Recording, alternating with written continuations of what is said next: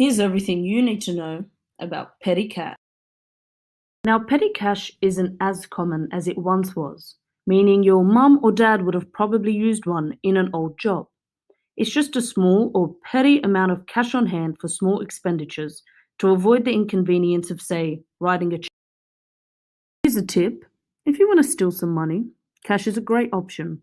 You can easily convert it into other assets and it's difficult to trace, which isn't so good for business owners who want to protect their funds. That's why we have a key cash control of a petty cash fund.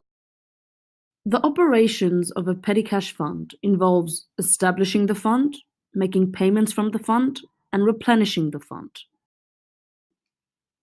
Let's use an example of Tom's Technology. On August 1st, Tom's Tech cashes a $50 check to establish a petty cash fund. The management of this fund is given to a custodian, treasured employee Jenny. We then record this in a journal entry. On August 1st, we debit petty cash $100 and credit the $100 we spent to establish the fund. Notice how there's been no change in assets?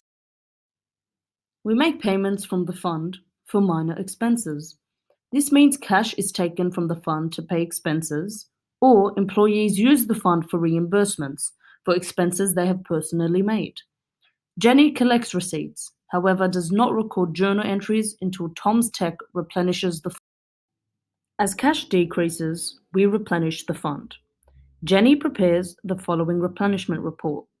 Here you can see total receipts equals cash requested to replenish the fund, which equals $40. And so Tom's Technology will cash a check for this amount to replenish the fund. Jenny must then use the receipts in the fund as documentation for recording expenses.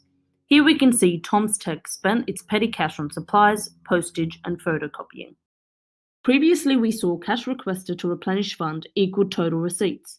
However, Jenny could accidentally give incorrect change or lose receipts. This discrepancy is applied to a cash over and short account. Going back to the previous example, Jenny has now only recorded $8 of cash remaining in the fund instead of $10, leaving $2 unaccounted for. This $2 is applied to the cash over and short account. In this circumstance, cash over and short is debited, indicating increased expenses. On the other hand, if Tom's Technology's total receipts had exceeded cash remaining in the fund, cash over and short would be credited, indicating decreased expenses. And that's everything you need to know about petty cash.